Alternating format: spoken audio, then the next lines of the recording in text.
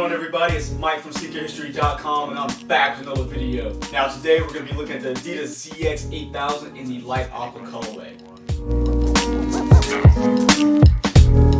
Have you any idea why?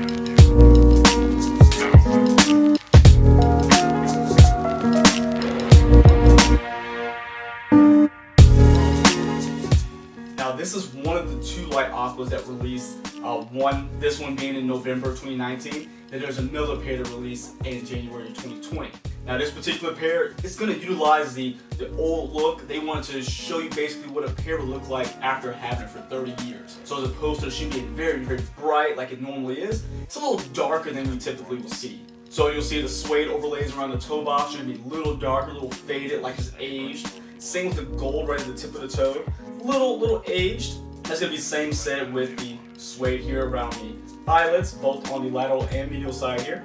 Then we're going to have our three stripes, of course. Again, that yellow, that goldish color looks faded with the purple behind it. And then we have our suede overlay here as well that looks a bit faded. Again, both on the lateral and medial side. Very cool because, again, it gives that shoe that aged look like, hey, I've had it for 30 years. And this is what the end result would be from wearing it time after time after time. Now we still have that same aqua mesh right on the toe box, around the sidewalls here. Also on the tongue, you can see we have that same aqua mesh, and again, aqua shoelaces. We have a green, like plastic eyelets here. Now these are also made to look a bit older. Again, if you look at the original models, they're going to be a bit brighter.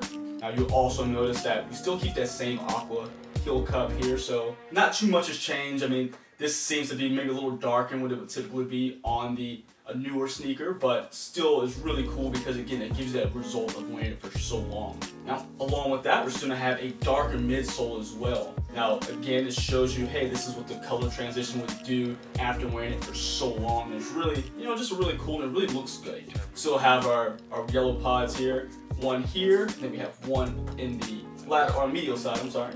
And then we have our faded yellow sock liner here. This is a just really good looking shoe, and I think it's very wearable as opposed to the January 2020 model, which is going to give you what the shoe looks like brand new. So that one actually utilized a way brighter light aqua color. You guys can check the picture I'm putting up right now. As you notice, it uses very, very bright colors. The materials are pretty similar, but because this is a Consortium release, I think the suede's just a little nicer. These are a little bit more limited than the pair that you're looking at on the screen now. Now, with that being said, this shoe sat in at least the States. I've seen lots of people overseas, I've spoken to a lot of people overseas through social media who say they got their shoes as soon as it came out. I have a buddy who lives overseas and he tried to get a pair and they were gone on release day. Now, it's so crazy that we have such different tastes in sneakers because, again, these sat pretty well. I mean, you can still find them. Like this Consortium pair, you can find it on Social Status. I think places like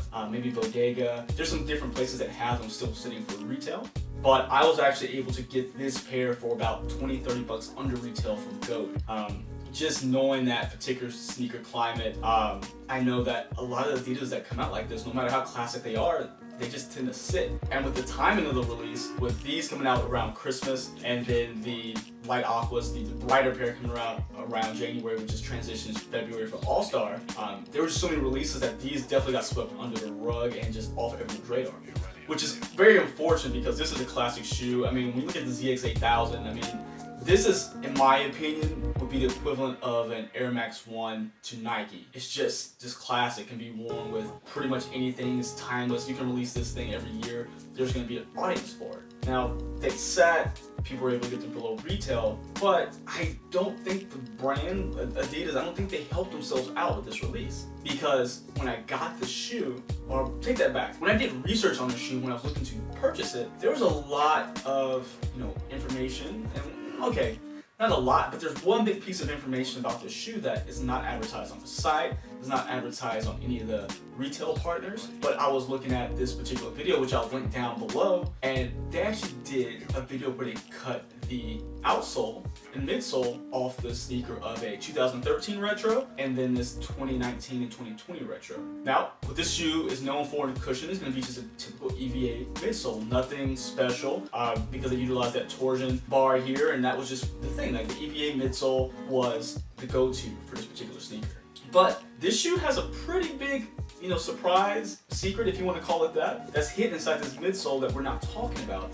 And I think if more people knew about it, there'd be a lot more people buying them right now. And what that is that this midsole, as far as I know, at least up into the heel, is filled with Boost. And what's nuts is that I've looked at both pairs, the 2019 pair, which is these, and the 2020 pair online, and all of the specifications just say EVA midsole. But there's actually videos of people cutting these, soles apart and exposing the Boost in the heel. Now, I'm not too sure if it's full length, but I know for a fact that in the heel, these are going to be loaded with Boost, which is crazy. They actually did something that I think a lot of brands they have trouble doing, but they upgraded the shoe without changing anything significant or losing anything for the shoe. I just think it's insane that Adidas isn't talking about this. I don't know if it was something that they just wanted to surprise buyers with, and I don't know, or there maybe it just could have been simple as a mistake, just like we had the mistake with the Kobe 4 Pro Tros when someone wrote out the tech specs on it. They had some wrong information. Well, see, the crazy thing about this, on the flip side, this would be great. Like, they misinformed us about something that, hey, we have old tech, but there's actually new tech in the shoe, and it's not, I don't know what the word I'm looking for, but I think they shot themselves in the foot on this one, because this is a great looking shoe. Now we know it has even better comfort, because the shoe wasn't uncomfortable by any means, but again, it utilized old foam technology, so it wasn't like, extremely comfortable. There's more comfortable things, but the fact that they missed and just didn't talk about this is very, very weird to me.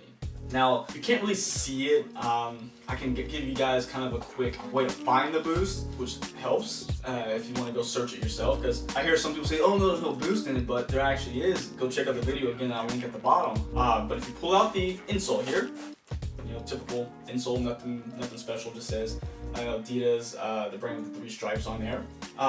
But if you won't be able to see it on the camera, but if you look at the stroller board, there is a hole right in the heel. If you look in the hole, you can see that Boost, that design of Boost has those clumped up little beads that you would see like on an Ultra Boost that's exposed. If you look in that little pinhole, you can see that in the shoe. And it's just, oh my God, it's almost just mind-boggling and almost frustrating that Adidas knows that they're always in constant competition with every brand around. Adidas makes a good shoe.